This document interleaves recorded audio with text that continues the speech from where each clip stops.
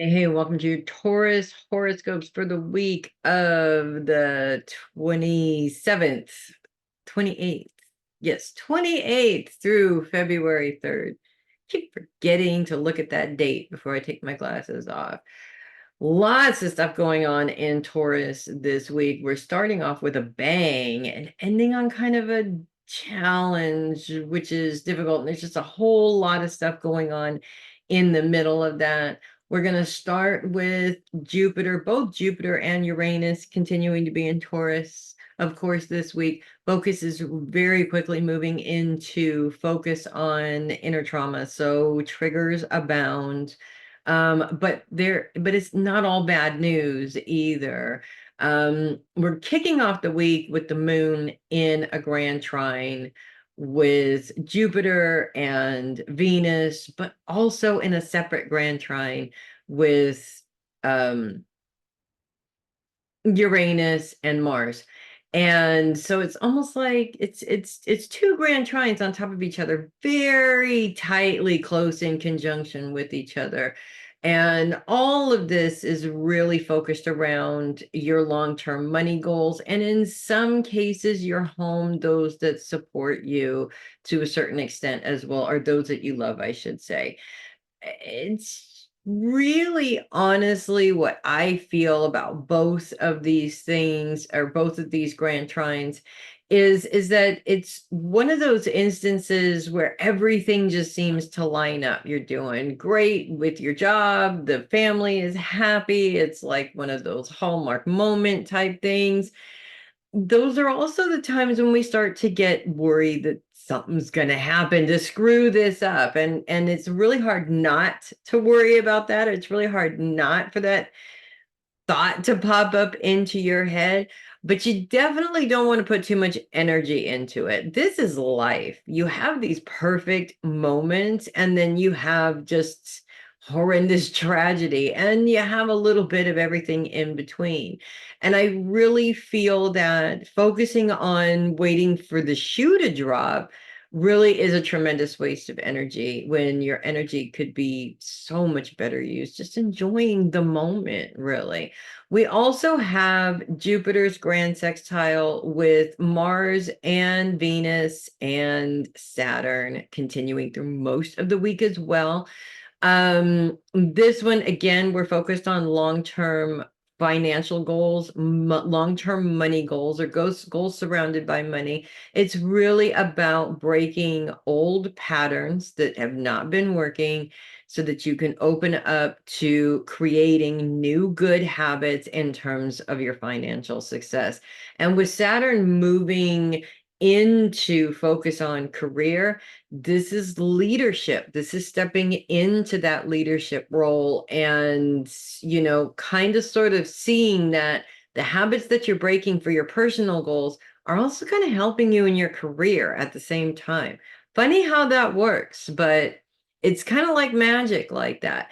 Now, we do still have Jupiter square with Pluto and the sun, which is really centered around long-term career goals. So I too do tend to interpret this a little bit because of this stepping into the leadership role in your career.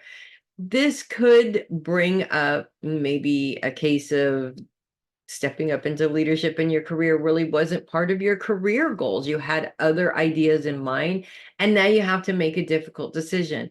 And this is generally when we start overthinking and our feelings get into it, and we don't want to hurt other people's feelings, and puts us in this oh my God, what do I do place, right? You don't have to go to oh my God, what do I do place. Don't focus on which one you keep and which one you leave behind. Focus on how you can make them work simultaneously, what kind of energy needs to go into each one, and just see where you can go from there, basically. But you don't have to turn it into a freak out moment, if that makes sense. I know it's hard. We all kind of do it. Um, Finally, we're going to get to the end of the week here. And the end of the week is when it starts to get a little bit crazy. That grand sextile is starting to break up. The square with the sun and Pluto is not, however, it's still going, probably for a while, actually, because Pluto doesn't move very quickly. So that's something that's going to stay for a little bit. The issue really is the moon moving into Scorpio at the end of the week, and it turns this square into a T square as it brings that moon's influence into it. The moon's focus really is on relationships. No, I'm sorry, not relationships. I can't see. I'm sorry. The moon's focus is on your day-to-day schedule. So where you start off the week and everything is great, everything is working like a well-oiled machine, just like I like it. And then you get back to reality the following week when everything is just chaos and nothing is running smoothly. And in all honesty, it's all in the details on that one. It's all in how you handle that situation because honestly, again, this is life. Life is not a well-oiled machine. Why we keep aspiring to get there, I don't know. I'm guilty of that myself. I can't seem to function unless it's this well-oiled machine that never happens, right? It's an excuse. I really think it's an excuse that we use to tell ourselves that we just can't do blah, blah, blah, whatever. This is coming up right after you make this major decision. And if you chose to do everything and see how it goes, the first thing that's going to come up and the first thing that the universe is going to throw at you is, oh, yeah, you can do it. Ha, do it all right now and see what happens. Waiting for you to have that meltdown and fail. You don't have to have the meltdown. That's the whole point. You can avoid the meltdown. It is possible to avoid the meltdown.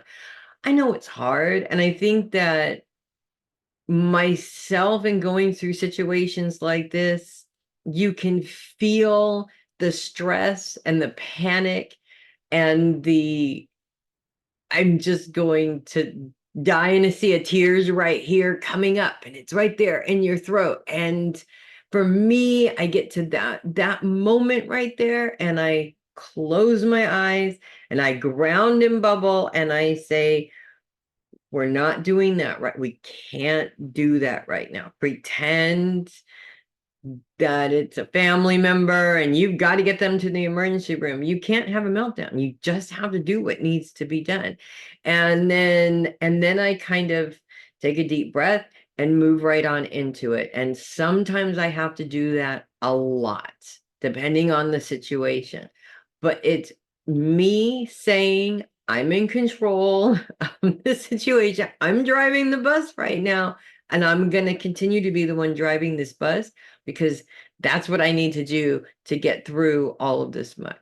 Trust me, as frustrating it is, you can do it. And then afterwards, by all means, go ahead and take 10, 15 minutes to have that meltdown and just let all of that stuff out and do it all again tomorrow, right?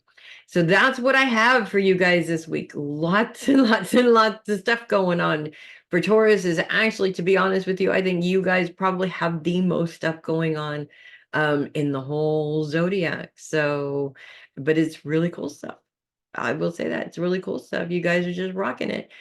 If you love your horoscopes, do consider sending a tip or donation through my coffee link, which is down there in the description of the video. I would really appreciate that. I love all the coffees.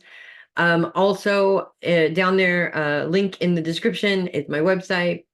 Book some time, check out the membership, check out the schedule and stuff that's coming up here in the next month, different events and stuff like that. All kinds of stuff happening on the website. So go check that out.